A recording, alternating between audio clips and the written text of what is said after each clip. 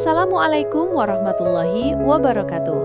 Semoga kita selalu berada dalam keadaan sehat, diberikan ketenangan hati, dijauhkan dari segala keburukan, dan selalu berada dalam lindungan Allah SWT. Semoga kisah ini menjadi pengingat halus agar kita tidak pernah mengangkat suara, apalagi membangkang kepada orang tua yang telah mengorbankan hidupnya untuk kita. Berikut kisah dramatis tentang akibat berani melawan orang tua. Akar pembangkangan. Alia, seorang remaja berusia 17 tahun, tumbuh di tengah keluarga sederhana yang menjunjung tinggi adab. Sejak kecil, ia dikenal lembut, penurut, dan selalu dekat dengan ibunya. Namun memasuki masa remaja, perubahan mulai terlihat. Ia merasa hidupnya terlalu banyak diatur, terlalu dikekang, dan terlalu sering dinasihati. Setiap larangan yang orang tuanya ucapkan terdengar baginya seperti tembok yang membatasi kebebasannya. Suatu sore, ketika ibunya meminta Alia membantu menyapu halaman sebelum maghrib, Alia malah membentak. "Kenapa harus aku terus? Aku capek!" teriaknya sambil melempar sapu ke tanah. Ibunya terdiam, wajahnya memucat, tak menyangka putrinya akan berbicara seperti itu. Namun pembangkangan itu tidak berhenti di situ. Saat ayahnya pulang dari bekerja dan berusaha menasihati, Alia berdiri dengan wajah menantang. "Aku sudah besar, jangan atur aku," ujarnya keras. Ayahnya menahan hati yang serasa diremas, sementara ibunya hanya menangis diam-diam.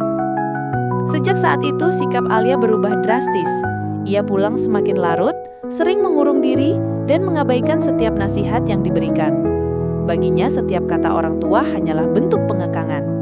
Ia tak menyadari bahwa langkah pertamanya melawan mereka adalah awal dari dinding gelap yang perlahan mengurung hidupnya sendiri. Pilihan yang salah. Seiring waktu, rasa tidak hormat Alia semakin menjadi. Ia mulai bergaul dengan teman-teman yang tidak pernah ia kenalkan pada keluarganya, remaja yang hidupnya bebas, tanpa aturan, tanpa arah. Bagi Alia itu adalah simbol kebebasan yang selama ini ia cari. Ia merasa lebih dihargai, lebih diterima, dan tidak diatur seperti di rumah.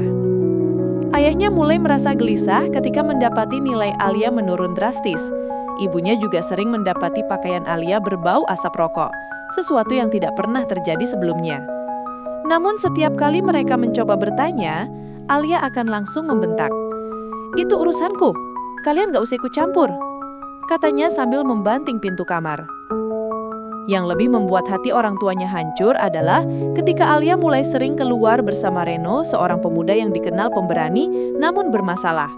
Semua orang di lingkungan rumah mengetahui reputasinya, kecuali Alia. Atau mungkin ia tahu, tapi memilih menutup mata. Ia sudah melangkah terlalu jauh, terlalu tenggelam dalam dunia baru yang ia kira membebaskan, padahal perlahan menyeretnya menuju jurang. Pertanda buruk. Suatu sore, ayah Alia menerima telepon dari sekolah. Nilai Alia menurun drastis, ia sering bolos dan terlihat bersama kelompok yang dikenal bermasalah. Ayahnya pulang dengan hati berat, mencoba bicara kembali dengan Alia. Namun yang ia dapat hanyalah bentakan dan hinaan. "Ayah gak usah ikut campur, ini hidupku," teriak Alia sambil mendorong bahu ayahnya. Sentuhan itu yang seharusnya tidak pernah dilakukan seorang anak kepada orang tua, membuat ayahnya hanya bisa terdiam sambil memegangi dada, menahan luka batin. Di malam yang sama, ibunya memohon dengan suara bergetar agar Alia berubah. Tetapi gadis itu tetap tak menggubris.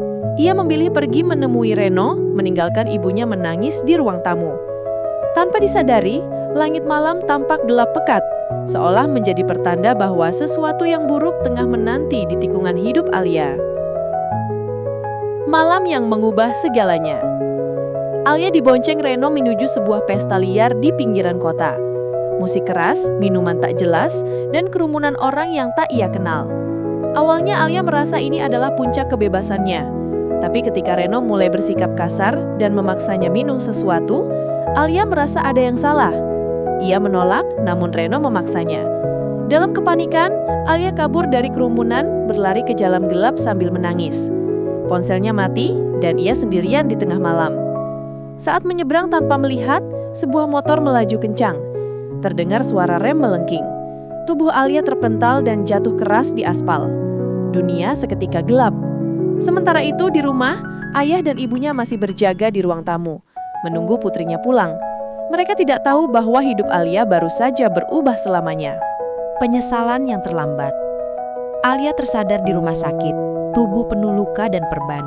Ibunya duduk di sampingnya, menangis sambil menggenggam tangan putrinya yang lemah. Ayahnya berdiri di sudut ruangan, wajahnya pucat dan sembab. Saat Alia mencoba berbicara, suaranya bergetar. Maafkan aku ya, Bu." Tangis pun pecah. Untuk pertama kalinya, ia melihat bagaimana ia telah menghancurkan hati orang tuanya. Dokter menjelaskan bahwa cedera kakinya cukup serius dan membutuhkan waktu panjang untuk pulih. Semua akibat dari pilihannya sendiri, dari keberaniannya melawan orang tua yang seharusnya ia hormati. Dalam kesunyian malam, Alia terisak, menyadari bahwa penyesalan datang terlalu lambat.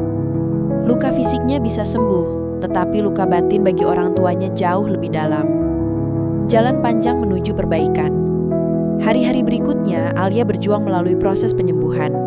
Ayahnya membantu memindahkan posisi tidurnya, sementara ibunya memastikan ia makan dan minum obat.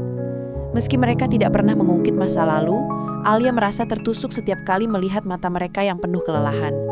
Ia mulai memahami bahwa semua nasihat yang dulu ia anggap membatasi sebenarnya adalah bentuk cinta yang tidak pernah ia sadari. Ketika ia mencoba belajar berjalan kembali dengan alat bantu, ayahnya selalu berada di samping, memeganginya agar tidak jatuh. Kehangatan itu membuat Alia semakin menyesal. Ia mulai berubah, lebih lembut, lebih mendengar. Namun bekas luka hatinya mengajarkan bahwa akibat dari pembangkangan tidak hilang begitu saja. Ada harga yang harus dibayar. Menata hidup baru. Setelah beberapa bulan, Alia kembali bersekolah. Ia menjauh dari teman-teman lamanya dan mulai memperbaiki hubungan dengan guru-guru. Banyak yang terkejut melihat perubahan sikapnya. Alia lebih pendiam, tetapi sopan dan penuh hormat. Di rumah, ia membantu pekerjaan yang dulu selalu ia abaikan. Ia juga mulai mendekatkan diri pada Tuhan, memohon ampunan atas segala kesalahan yang telah ia lakukan pada kedua orang tuanya. Meski perlahan, ia merasa hidupnya mulai terang kembali. Namun setiap kali melihat bekas luka di kakinya, ia selalu teringat betapa mahalnya harga dari sebuah pembangkangan. Ia sadar bahwa kedewasaan bukan diukur dari keberanian menentang, tetapi dari kemampuan menerima arahan dengan hati yang lapang. Pelajaran seumur hidup. Tahun berlalu, dan hubungan Alia dengan orang tuanya semakin kuat. Ia tumbuh menjadi sosok yang penuh hormat, berbakti dan jauh lebih matang. Suatu malam, ia duduk bersama ayah dan ibunya di teras, menikmati angin malam.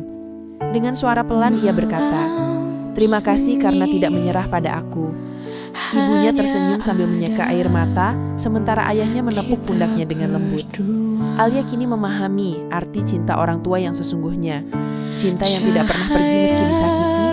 Kisahnya menjadi pengingat bahwa melawan orang tua bukan hanya tindakan yang menyakitkan, tetapi juga bisa membawa seseorang pada kehancuran. Namun, selama masih ada kesempatan untuk berubah, jalan pulang selalu terbuka. Dan Alia memilih pulang, membawa pelajaran yang akan ia ingat sepanjang hidupnya.